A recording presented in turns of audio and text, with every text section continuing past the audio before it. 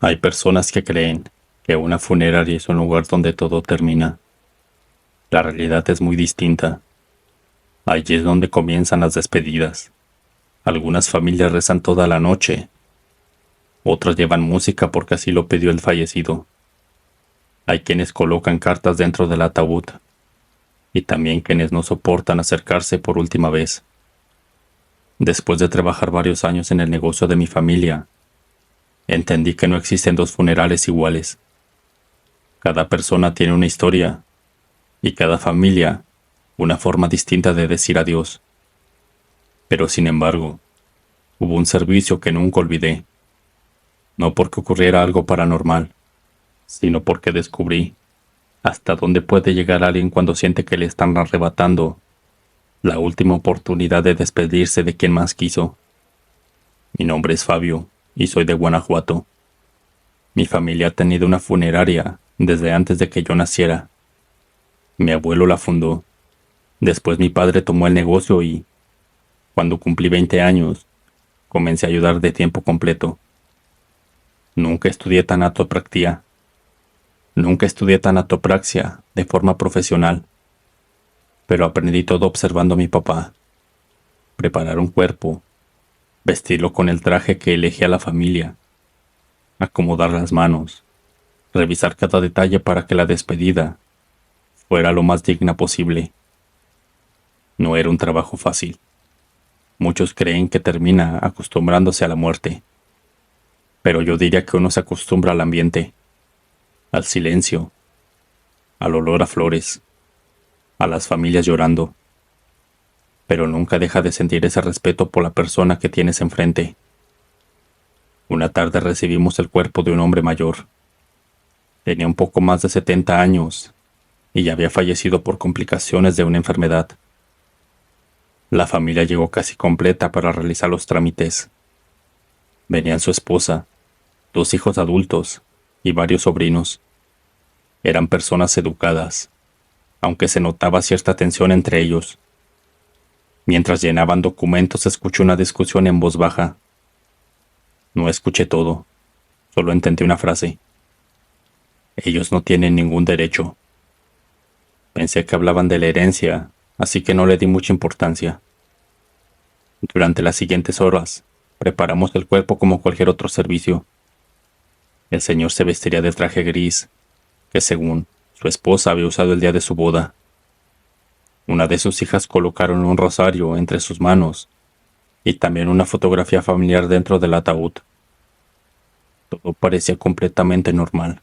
Poco antes del velorio llegaron 3 personas más, 2 hombres y una mujer. No entraron a la sala principal, solo preguntaron directamente por el señor. Mi padre salió a atenderlos. La conversación duró apenas unos minutos y después regresó con el rostro mucho más serio. Les explicó que únicamente los familiares autorizados podían estar durante el servicio. Aquellas personas insistían. Decían que también eran familia, pero la esposa respondió desde el fondo del pasillo. Ustedes aquí no son bienvenidos. Los 3 se marcharon sin discutir. No gritaron, tampoco amenazaron. Solo uno de ellos alcanzó a decir algo antes de salir.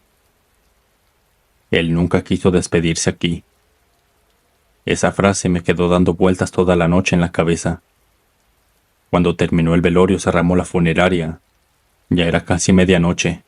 El entierro sería hasta la mañana siguiente, así que el ataúd permaneció en una de nuestras salas privadas. Como era costumbre, mi papá y yo nos turnábamos para revisar que todo quedara asegurado antes de irnos. Las cámaras funcionaban, las alarmas estaban activadas, todas las puertas y ventanas quedaron cerradas. No había forma sencilla de entrar. Ya a las 6 de la mañana, llegué primero que todos. Noté algo extraño desde el estacionamiento.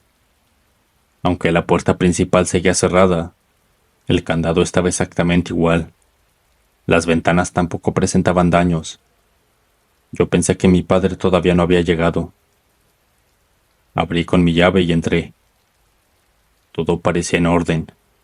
Las flores estaban en su lugar. Las luces de emergencia continuaban encendidas, y caminé hasta la sala donde estaba el cuerpo. El ataúd ya no estaba. Sentí un vacío en el estómago y me puse como loco a revisar cada habitación, la oficina, la capilla, el área de preparación. Y nada. Llamé inmediatamente a mi padre y en menos de 15 minutos llegó acompañado por la policía. Lo primero que revisaron fue la posibilidad de un robo. Pero había un problema. No faltaba absolutamente nada. Ni dinero, ni computadoras, ni documentos, ni siquiera las joyas que algunas familias dejaban guardadas temporalmente. Solo se habían llevado el cuerpo. Lo más desconcertante vino cuando los peritos comenzaron a revisar los accesos. No encontraron puertas forzadas. No había cristales rotos. Las cerraduras seguían funcionando perfectamente.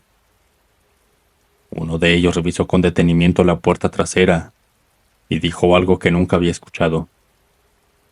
Entraron con una llave falsa de imprecisión. O alguien copió el mecanismo sin romper nada. Era un método tan limpio que, desde fuera, nadie habría notado que la funeraria había sido abierta durante la madrugada. Pensamos que todo aquello tardaría poco en resolverse. Pero mientras la policía revisaba las cámaras de seguridad, descubrimos un detalle todavía más extraño. Los 4 hombres que entraron aparecían entrando, pero no caminaban como ladrones apresurados. Se movían despacio, con mucho cuidado, como si conocieran perfectamente cada rincón del edificio y supieran exactamente dónde estaba el cuerpo, incluso antes de cruzar la primera puerta. Durante casi una hora revisamos las grabaciones cuadro por cuadro. Los 4 hombres llegaron exactamente a las 2:12 de la madrugada, en una camioneta blanca sin placas visibles. Ninguno llevaba el rostro cubierto. No actuaban con prisa, ni parecían nerviosos. Uno de ellos sacó una pequeña herramienta metálica, la introdujo en la cerradura, y apenas unos segundos después la puerta principal se abrió sin hacerme el menor ruido. Entraron, cerraron nuevamente, ni siquiera activaron la alarma. Parecía como si conocieran el sistema mejor que nosotros. Pero lo más extraño fue que jamás recorrieron la funeraria buscando el cuerpo. Caminaron directamente hasta la sala donde estaba. Sin ninguna duda, ninguna equivocación. Ya entre los 4 hombres levantaron el ataúd con muchísimo cuidado y evitaron golpear paredes o muebles. Antes de salir, ocurrió algo que hasta hoy no puedo explicar. El hombre que iba delante se detuvo frente al altar, donde la esposa había dejado una fotografía familiar. La tomó entre sus manos, la observó unos segundos y después la acomodó nuevamente en el mismo sitio, con un respeto que no tendría alguien que estuviera cometiendo un simple robo. En ese momento comprendí que aquellas personas no querían hacer daño. Habían ido únicamente por él. La policía tardó 2 días en encontrarlos. No estaban escondidos. Se encontraban en un pequeño pueblo de la sierra, a casi 3 horas de distancia. Mi padre y yo tuvimos que acudir para identificar el cuerpo y realizar algunos trámites legales. Jamás voy a olvidar aquella llegada. No había patrullas, tampoco gritos.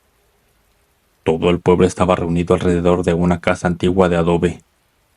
Las puertas permanecían abiertas y adentro se realizaba otro velorio, con el mismo ataúd, el mismo traje gris, el mismo rosario. Solo habían cambiado las flores. Una mujer mayor se acercó llorando, tomó las manos de mi padre y le pidió perdón. Entonces entendimos toda la historia. Este señor había tenido una segunda familia durante más de 30 años. Nunca abandonó a la primera. Vivió varios meses con una y los otros meses con la otra.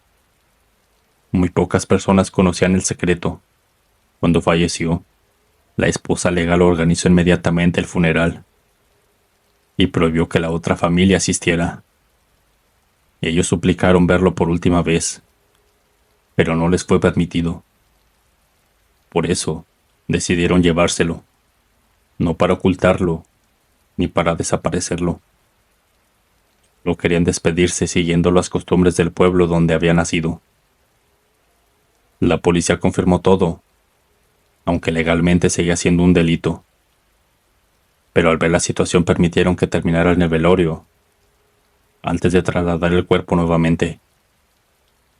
Mientras esperábamos los documentos, un anciano del pueblo comenzó a hablar conmigo. Me explicó que allí existe una tradición muy antigua. Antes del entierro, el difunto debía de pasar una última noche dentro de la casa donde realmente había sido feliz. Decían que así encontraba el camino para despedirse de quienes aún lo esperaban. Yo respeté la tradición, aunque sinceramente no creo en ella. Hasta que cayó la noche. Me habían asignado permanecer cerca del ataúd, junto a otros 2 hombres. Todo estaba completamente en silencio. Solo se escuchaban algunas personas rezando. Y de pronto, sonó un golpe seco, desde el interior del ataúd. Los 3 levantamos la cabeza al mismo tiempo. Nadie dijo una sola palabra, y segundos después volvió a escucharse. Esta vez fueron 2 golpes, uno detrás del otro. Uno de los hombres cerró los ojos y comenzó a rezar. Yo me acerqué pensando que la madera se había movido por el cambio de temperatura.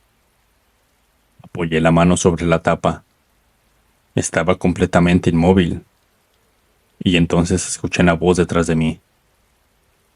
Era la anciana. No la abran. Está despidiéndose. Nadie hizo el menor intento de acercarse. Lo sorprendente fue que, para ellos, aquello parecía completamente normal, como si ya hubieran vivido algo parecido. Los golpes cesaron pocos minutos después, y ya a la mañana siguiente, trasladamos nuevamente el cuerpo. Mientras ayudábamos a cerrar el ataúd, observé un detalle que todavía me persigue. La suela de los zapatos del señor estaban cubiertas por una fina capa de tierra húmeda. No era barro, ni polvo. Era tierra negra, la misma que había en el patio donde, toda la noche anterior, permaneció el velorio. Pensé que alguien pudo ensuciarlas accidentalmente durante el traslado. Era lo más lógico. Pero antes de marcharnos, la anciana volvió a acercarse. Me entregó la foto familiar que el hombre había acomodado cuidadosamente en la funeraria. Sonrió con tristeza. Dijo algo que jamás voy a olvidar. Gracias por dejar que regresara. Le respondí que nosotros nunca permitimos aquello. Fueron ellos quienes se lo llevaron. Y negó lentamente con la cabeza. No, hijo. Ustedes lo prepararon. Y él fue quien decidió volver aquí. Fue él. Ya han pasado varios años desde entonces. He preparado cientos de cuerpos más. Pero jamás volvió a ocurrir un robo parecido. Desde aquella noche, cada vez que una familia insiste demasiado en llevar un cuerpo difunto a su pueblo natal antes del entierro, ya no pienso en que se trate de una sola costumbre, porque todavía recuerdo aquellos golpes dentro del ataúd y la tierra negra en el zapato, que en teoría nunca volvieron a tocar el suelo. Si lo estás disfrutando, suscríbete y dale like. Continuamos. Hola gente, soy Verónica. Tenía 36 años cuando esto ocurrió y trabajaba como recepcionista de una funeraria ubicada a las afueras de Toluca, en el Estado de México. Llevaba casi 9 años allí. Suficiente tiempo para conocer cómo funcionaba cada servicio, cada turno de noche y cada procedimiento. Mi trabajo consistía en recibir a las familias, llenar documentos, coordinar la llegada de los servicios funerarios y atender cualquier emergencia que surgiera durante la madrugada. Aunque mucha gente piensa que una funeraria siempre está llena de tristeza, la realidad es diferente. Hay noches completamente tranquilas y otras en las que apenas tenemos tiempo para sentarnos 5 minutos. Ahora les daré un poco más de contexto antes de contar qué pasó. Nuestra funeraria contaba con un estacionamiento privado donde entraban las carrozas para descargar los ataúdes, sin pasar por la entrada principal. El portón permanecía cerrado toda la noche y solo podía abrirse desde la recepción con un control que llevaban los choferes autorizados. Además, cada vehículo quedaba registrado con una hora de entrada, empresa, número económico y nombre del conductor. Era prácticamente imposible que alguien entrara sin que lo supiéramos. Por eso, lo que ocurrió aquella noche rompió completamente con cualquier explicación lógica. Recuerdo que era un martes de noviembre. Llovía desde la tarde y el movimiento había sido muy poco. Cerca de la 1 de la madrugada, nos encontrábamos 3 personas en el edificio. Rubén, quien preparaba un servicio para la mañana siguiente, y don Hilario, el velador, y por supuesto, yo en la recepción, terminando unos documentos. A la 1:47 escuché el sonido del portón eléctrico. Pensé que llegaba un servicio de emergencia. Revisé la pantalla donde aparecían las cámaras del estacionamiento, y una carroza negra acababa de entrar lentamente. Sin logotipos. No llevaba el nombre de ninguna funeraria. Solo era una camioneta fúnebre completamente negra. Lo primero que hice fue revisar el sistema, pero tampoco aparecía ningún registro de apertura. Era como si el portón hubiera decidido abrirse solo. Tomé el teléfono para avisarle al velador, pero este no respondió. Yo supuse que estaba haciendo su recorrido. Entonces la carroza avanzó despacio hasta detenerse frente al área de descarga. Esperé a que bajara el conductor, pero nadie salió. Pasaron más de 2 minutos y la camioneta permanecía con el motor apagado y las luces encendidas. Sentí curiosidad. Tomé una linterna y caminé hasta el estacionamiento. La lluvia ya era ligera, y cuando llegué para comprobar que la puerta del conductor estaba cerrada, primeramente golpeé el vidrio, pero nadie me respondió. Quise mirar al interior, y cuando lo hice, vi que el asiento estaba completamente vacío. Retrocedí de inmediato. Pensé que alguien me estaba jugando una broma. Abrí la puerta trasera de la carroza con mucho cuidado, y adentro había un ataúd de madera, color caoba, perfectamente asegurado con las correas de transporte. Nada más. No tenía documentos. No había flores. Identificación. Nada. Regresé casi corriendo a la recepción para llamar a la policía. Antes de marcar, decidí revisar las cámaras otra vez. Lo que vi hizo que se me helara el cuerpo. La grabación mostraba claramente la carroza entrando al estacionamiento. Pero había un detalle imposible. Mientras el vehículo cruzaba el portón, en el asiento del conductor, sí venía alguien. Un hombre con traje oscuro, un sombrero y guantes negros. Pero sin embargo, cuando la carroza se detenía frente al edificio, el asiento aparecía vacío de un momento para otro. No descendía, tampoco se abría la puerta. Simplemente dejaba de estar allí entre un cuadro de la cámara y el siguiente. Sentí que el estómago se me hacía en nudo. Llamé inmediatamente a Rubén para que bajara. Revisamos juntos la grabación varias veces, y él tampoco encontró una explicación. Entonces escuchamos 3 golpes provenientes del estacionamiento. No eran golpes de una puerta. Parecían venir desde el interior del ataúd, que seguía dentro de aquella carroza sin conductor. Nos miramos en silencio, y, por primera vez en todos los años que llevaba trabajando allí, ninguno de los dos quiso ser el primero en salir a comprobar qué estaba ocurriendo. Los golpes volvieron a escucharse, aunque esta vez fueron más lentos. Fueron 3 y pausados, y después hubo otros 3. Rubén fue el primero en reaccionar. Tomó la linterna de emergencia, mientras yo llamaba a don Hilario nuevamente por la radio. Nadie respondió. Salimos con cuidado hacia el estacionamiento sin dejar de mirar a la carroza. Esta seguía exactamente donde la habíamos visto por las cámaras. Las luces permanecían encendidas, y la lluvia casi había cesado. Lo único que rompía el silencio era el golpeteo constante de unas gotas cayendo desde el techo de lámina. Nos acercamos hasta la parte trasera. Ninguno quería abrir, pero finalmente Rubén respiró hondo y retiró el seguro de las puertas. Las hojas metálicas se abrieron lentamente y el ataúd seguía sujeto por las correas. Entonces, escuchamos 4 golpes, muy cerca, aunque no del ataúd.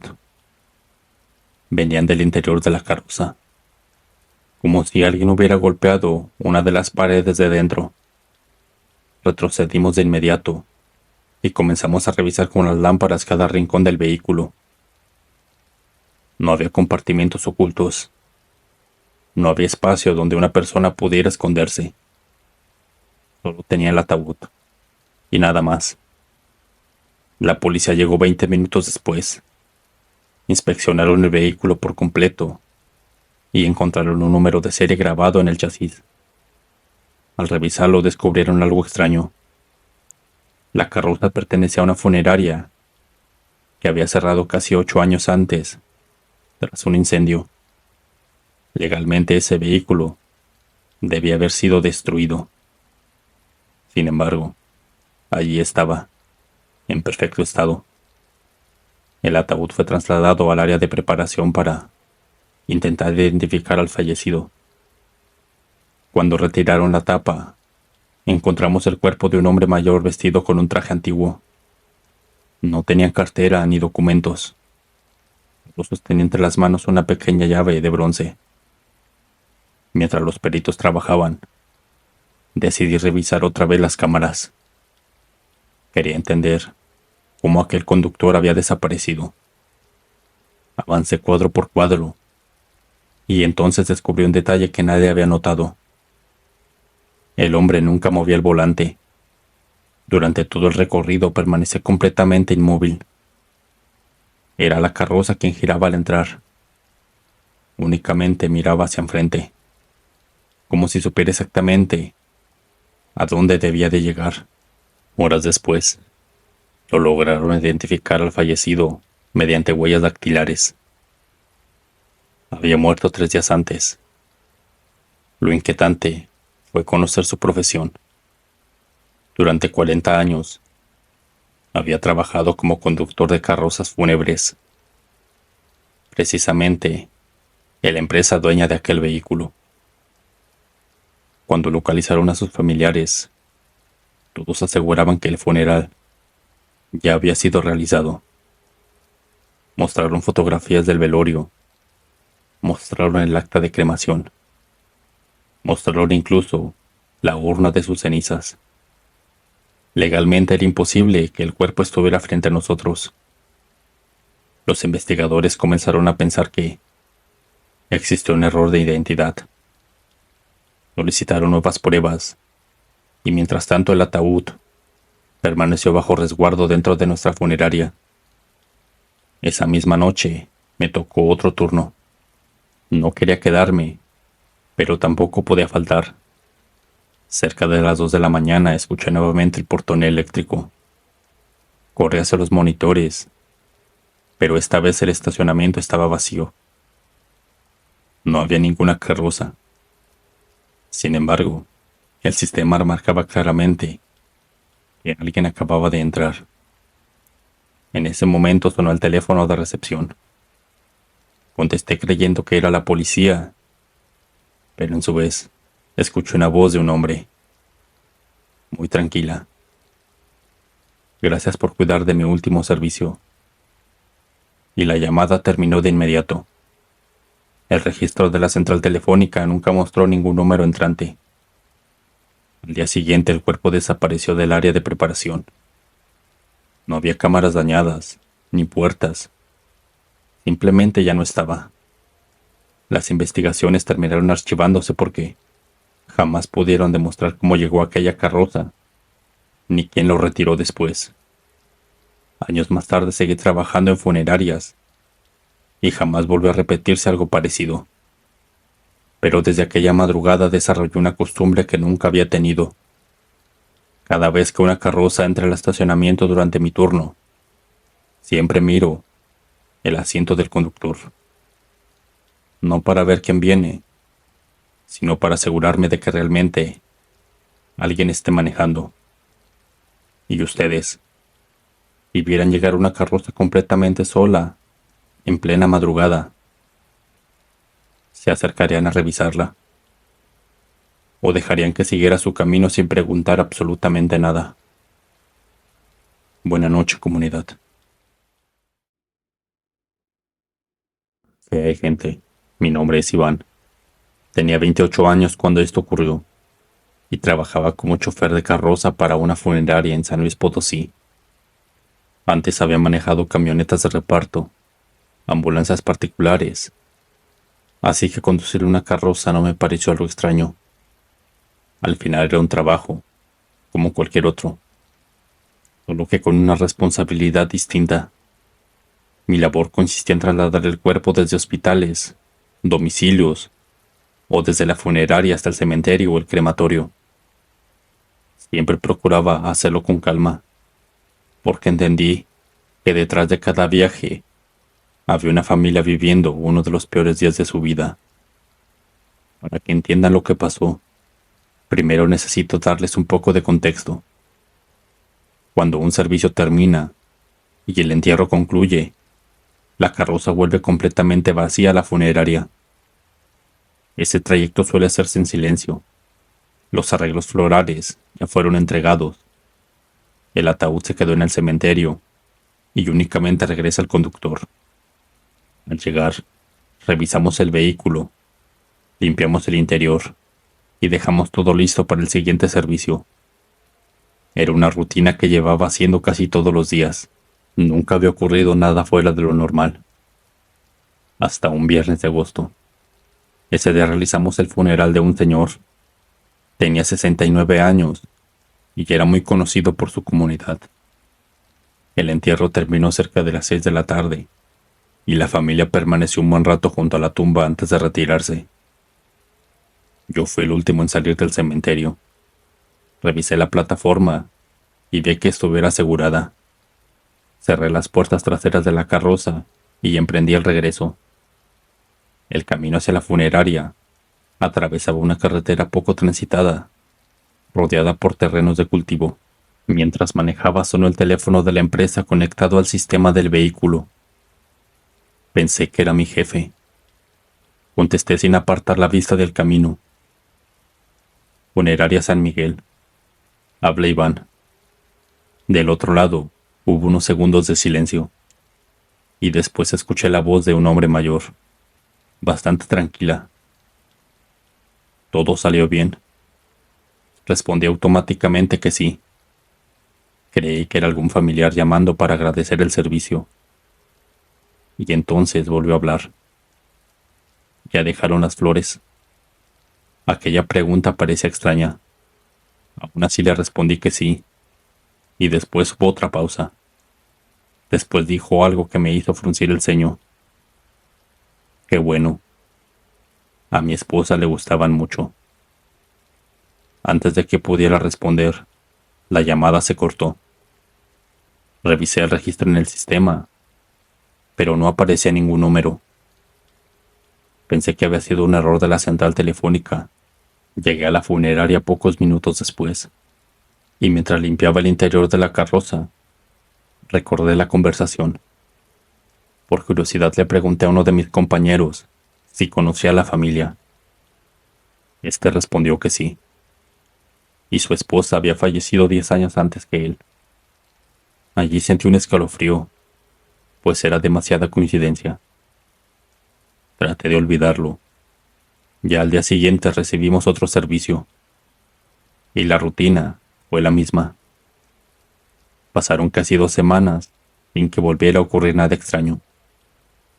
Una noche terminé un traslado muy tarde. Regresaba completamente solo por la misma carretera, y me faltaban unos 15 minutos para llegar, cuando el teléfono volvió a sonar. Contesté pensando que ahora sí era la funeraria. La misma voz respondió antes de que pudiera hablar. Gracias por traerme. Y sentí como las manos en el volante se me comenzaron a tensar. Le pregunté quién era. El hombre soltó una pequeña sonrisa.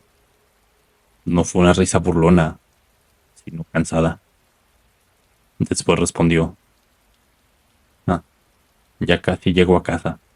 Y la llamada terminó nuevamente. Esta vez detuve la carroza a un lado de la carretera. Revisé el historial del teléfono y no había registro. Apagué el motor unos minutos para tranquilizarme. Mientras respiraba profundamente, escuché ruido detrás de mí. Provenía del compartimiento donde normalmente viajaban los ataúdes. Pensé que era herramienta que se había movido. Bajé con una linterna, abrí las puertas traseras y todo estaba completamente vacío. Solo quedaban algunas correas sujetas a la plataforma. Cuando estaba a punto de cerrar, noté un detalle. Sobre el piso había una flor blanca. Era un lirio, exactamente igual a las que habían colocado en el ataúd de aquel señor durante su funeral. Yo mismo había revisado la carroza antes de salir y estaba completamente limpia. Y estaba seguro de que aquella flor no se encontraba allí cuando inicié el regreso. La recogí con la mano y se notaba que aún estaba fresca, como si alguien acabara de dejarla segundos antes. No imaginaba que aquella llamada apenas era el comienzo. Guardé el lirio en la guantera convencido de que alguien debió haberlo olvidado durante el servicio. Era la única explicación que encontraba. Aún así, antes de irme a casa revisé otra vez la parte trasera de la carroza y estaba completamente vacía. Los días siguientes intenté olvidar el asunto. No le conté nada a mis compañeros porque sabía perfectamente cómo terminaría la conversación. Me dirían que el cansancio me estaba jugando una mala pasada. Todo permaneció tranquilo durante casi un mes, hasta que recibimos otro servicio. Esta vez era una señora mayor, mientras acomodábamos las flores alrededor de su ataúd. Una de sus hijas pidió un favor muy particular. Durante el camino, ve un lirio blanco caer en el piso. No lo levanten. Pensé que era una costumbre familiar y no pregunté nada más. El entierro terminó cerca del anochecer. Cuando emprendí el regreso, la carretera estaba completamente vacía. Apenas había recorrido unos kilómetros cuando el teléfono volvió a sonar. No quería contestar, pero insistió 3 veces seguidas. Respiré hondo y acepté la llamada. La misma voz habló, con absoluta tranquilidad. ¿Va solo, joven? No respondí. Sentí un pequeño escalofrío recorriéndome la espalda, y la voz continuó. Volteé por el espejo. Allí colgué inmediatamente. El corazón me estaba latiendo con tanta fuerza que apenas podía sujetar el volante. Sabía perfectamente que detrás de mí no había nadie, y la carroza estaba completamente vacía. Pero sin embargo, todos los conductores usamos constantemente el espejo interior por costumbre. Era imposible no mirar. Me intenté resistir. 10 segundos. Pasaron 15, luego 20, y al final levanté la vista. Y la plataforma seguía vacía. Suspiré con alivio. Justo cuando iba a bajar nuevamente la mirada, vi algo reflejado en el cristal trasero. Era una silueta sentada muy al fondo. como si alguien estuviera ocupando el lugar donde normalmente viaja el ataúd. Frené de golpe, las llantas chillaron, la carroza quedó atravesada sobre el acotamiento y me bajé rápidamente con la linterna. Abrí las puertas y claro, estaba vacío. Pero sobre el piso descansaban 3 lirios blancos perfectamente acomodados. Los mismos que minutos antes estaban sobre el ataúd de la señora. Regresé a la funeraria decidido a renunciar. Antes de hacerlo hablé con don Raúl, el conductor más veterano. Él llevaba más de 30 años manejando carrozas, y este escuchó toda mi historia sin interrumpirme. Cuando terminé, solo me hizo una pregunta. ¿Siempre te llaman cuando regresas solo? Me quedé pensando y tenía razón. Nunca ocurría durante los traslados hacia el cementerio, solo después del entierro. Entonces, abrió un viejo cajón de su escritorio y sacó una libreta muy desgastada. Dentro había decenas de antecedentes, hechas por sus distintos choferes a lo largo de muchos años. Llamadas sin número, lirios encontrados dentro de las carrozas vacías, personas vistas únicamente por los espejos, y una frase escrita al final que me dejó helado. Nunca contestes la tercera llamada. Le pregunté, ¿quién había escrito aquello? Don Raúl bajó la mirada y dijo con una voz muy seria, mi papá también fue chofer aquí, y según él, algunos difuntos solo quieren asegurarse de que realmente llegaron a donde debían, pero otros siguen buscando el camino de regreso. No volví a tocar el tema, y meses después conseguí otro empleo. Jamás manejé una carroza otra vez. Yo pensé que todo había terminado, pero hace unos meses recibí una invitación para un funeral de un antiguo vecino. Por respeto, asistí. Cuando el servicio terminó, observé cómo la carroza abandonaba lentamente el panteón. Y no sé por qué, tal vez por simple curiosidad, pero levanté la vista hacia el parabrisas. El conductor era un muchacho joven. Seguramente llevaba poco tiempo trabajando. En ese instante, vi que el teléfono de la carroza comenzó a sonar. Este sonrió. Tomó el auricular y contestó sin pensarlo. La carroza continuó alejándose por la carretera hasta perderse entre los árboles. No volvió a pasar por la funeraria esa noche. Al menos, eso fue lo que me contó un ex compañero al día siguiente. La empresa encontró el vehículo estacionado a un lado de la carretera, con las llaves puestas y el motor apagado. Pero no había señales de violencia, ni un accidente. El chico simplemente desapareció. Desde entonces sigo preguntándome si todas aquellas llamadas eran producto de mi imaginación, o si realmente hay pasajeros que, incluso después de su último adiós, todavía necesitan que alguien los acompañe un poco más. Y si un día tu teléfono sonara durante un regreso completamente solo, contestarías sabiendo que, del otro lado, quizá no te esté esperando alguien que esté del lado del camino. Mi nombre es Daniel. Soy de Puebla y durante casi 6 años trabajé como encargado de una pequeña funeraria familiar. No me dedicaba a preparar los cuerpos. Mi trabajo era recibir a las familias, coordinar los horarios del velorio, organizar la sala y asegurarme de que todo saliera como ellos lo solicitaban. Después de atender tantos servicios aprendí que cada despedida es diferente. Hay familias que rezan toda la noche, otras ponen la música favorita del difunto, y algunas simplemente permanecen en silencio porque ya no tienen fuerzas para llorar. Pero hubo un funeral que nunca voy a olvidar, no porque ocurriera algo imposible, sino porque fue la primera vez que vi una familia completa, incapaz de derramar una sola lágrima. Todo comenzó un lunes por la tarde cuando recibimos el cuerpo de un hombre. Tenía 58 años y ya había fallecido de un infarto mientras trabajaba en un taller mecánico. La documentación estaba en regla.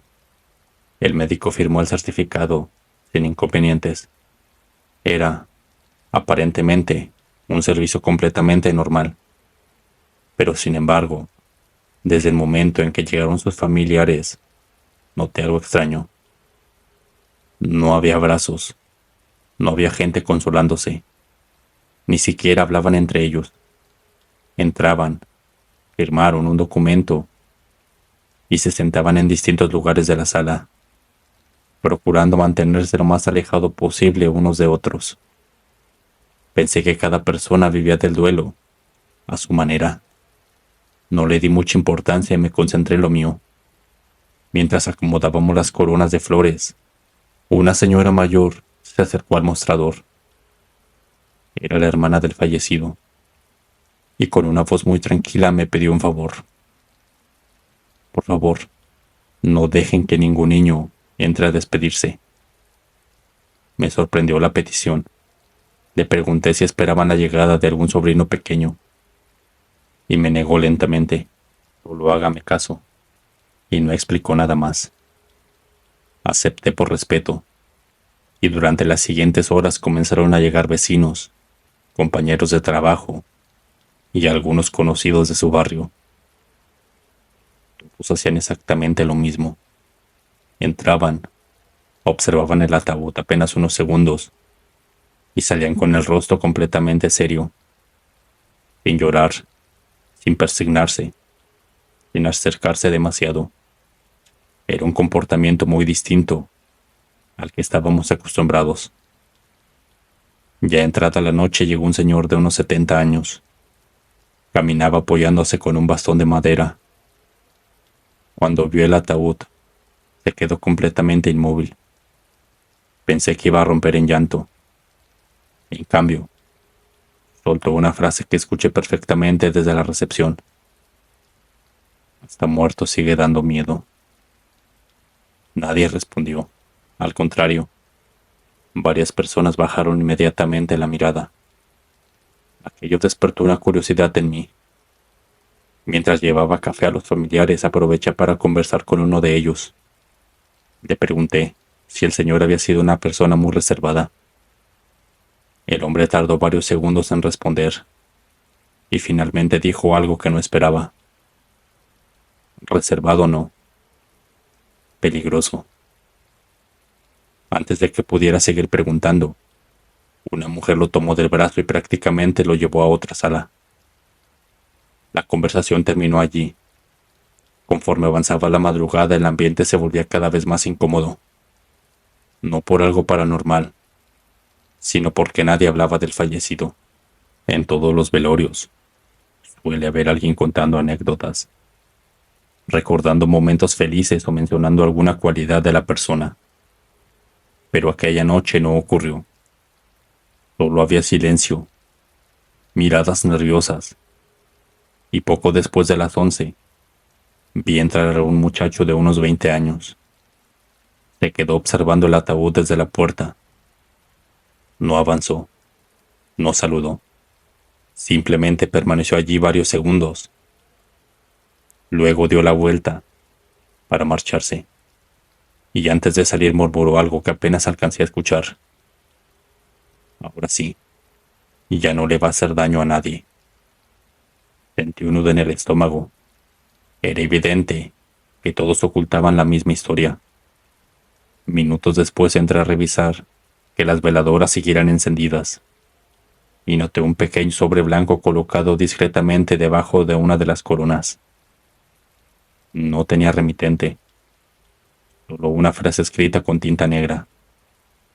No permitan que lo entierren sin abrir esto. Tomé el sobre con cuidado y, antes de abrirlo, busqué a algún familiar para preguntar si era suyo. Todos negaron conocerlo. Nadie quiso ni siquiera tocarlo.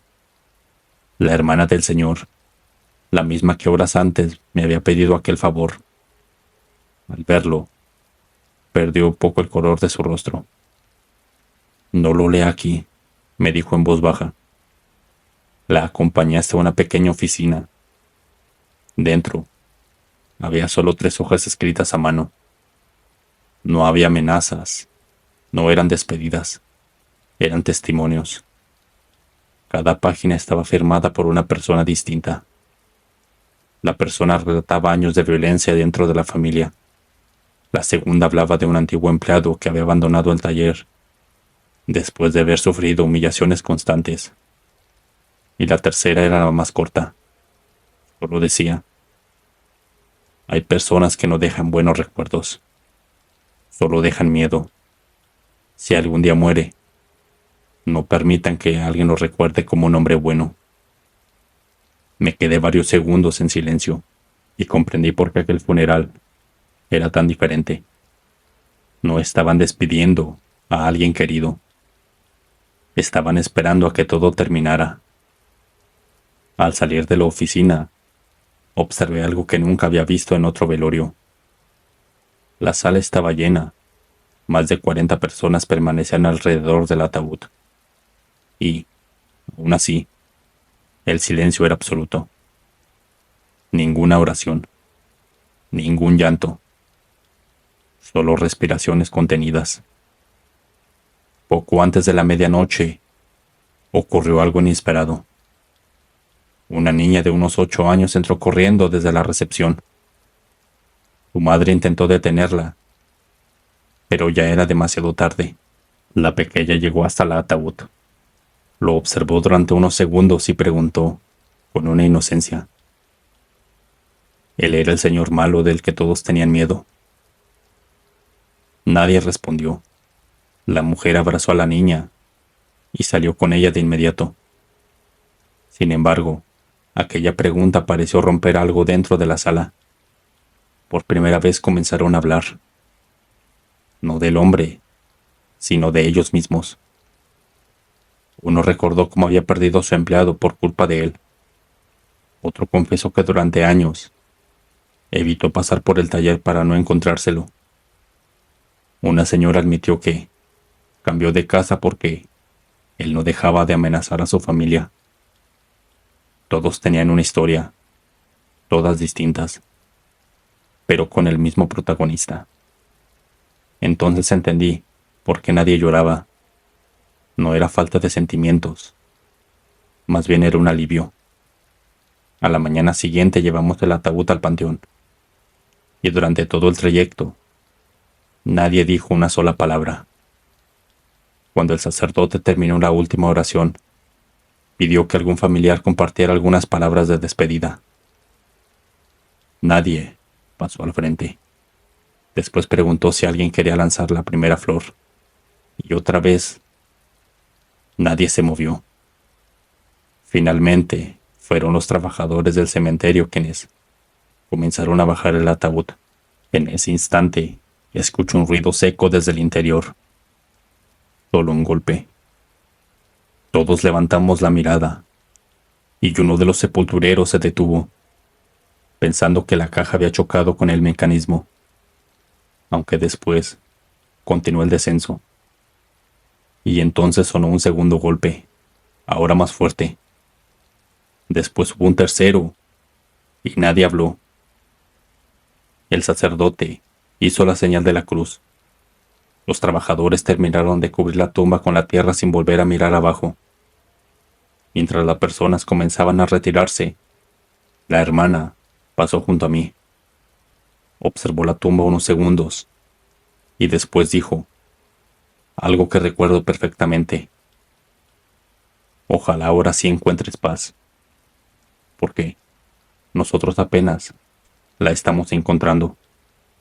Han pasado varios años desde aquel servicio y sigo pensando que aquellos golpes pudieron deberse al movimiento del ataúd, a la madera o a otra explicación completamente normal.